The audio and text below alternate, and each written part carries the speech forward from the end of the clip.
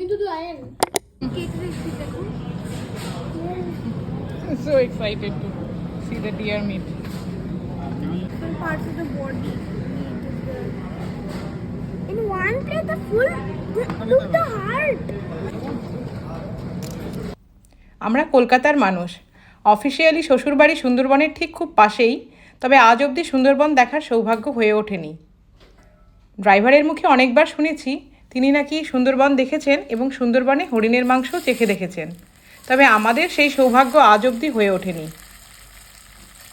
কলকাতার জুতে বা হরিণালয়ে হরিণ দেখেছি ঠিকই, তবে হরিণালয় থেকে তো আর হরিণের মাংস খাওয়া যায় না।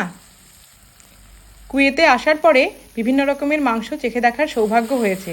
এদের মধ্যে অন্যতম হলো হাসি, ছোট উটগুলোকে হাসি বলে এখানে। ওয়েল, ছোট কাউ মিটকে মানে বিফকে ওয়েল বলে। তাছাড়া মাটনও বিভিন্ন রকমের এখানে পাওয়া যায়, তানজেনিয়ান মাটন, ইন্ডিয়ান মাটন। আমরা বেসিক্যালি ইন্ডিয়ান মাটনই ট্রাই করি, আর মাঝে মাঝে হাসি। তবে সেদিন ঘুরতে ঘুরতে লুলুতে চোখে পড়লো সেই ডিয়ারের মাংস।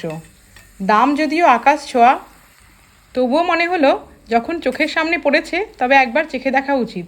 এ সুযোগ তো বারবার হয় না, তাই হাফ কিলো মতন কিনে নিয়ে এলাম।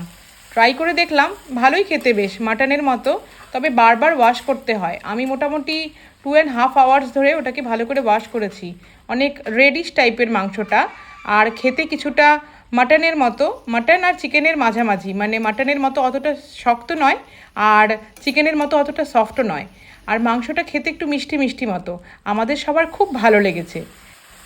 রান্না নর্মাল মাটনের মতনই করেছি আমি, তবে মাটনের মতো যেহেতু স্মেল নেই তাই আদা রসুন খুব একটা বেশি লাগেনি। একটু সাদা এলাচ আর সব গরম মশলা দিয়ে যেমন মাটন বানাই তেমনি করেই বানিয়েছি। 2বার গরম জল দিয়ে একটু কষে নিয়েছি, তারপরে প্রেসারে 2টো সিটি লাগিয়ে ব্যাস লাস্টে ধনেপাতা ছড়িয়ে দিয়েছি। গরম গরম পরোটার সঙ্গে ট্রাই করে দেখেছি, জাস্ট ওয়াও। বাড়ির লোকের সঙ্গে শেয়ার করেছি, তারাও যথেষ্ট এক্সাইটেড।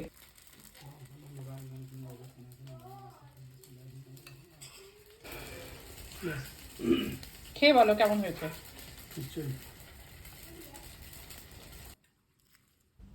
আপনারা কেউ কখন হরিণের মাংস ট্রাই করলে অভিজ্ঞতা শেয়ার করবেন। আমাদের তো বেশ ভালোই লেগেছে।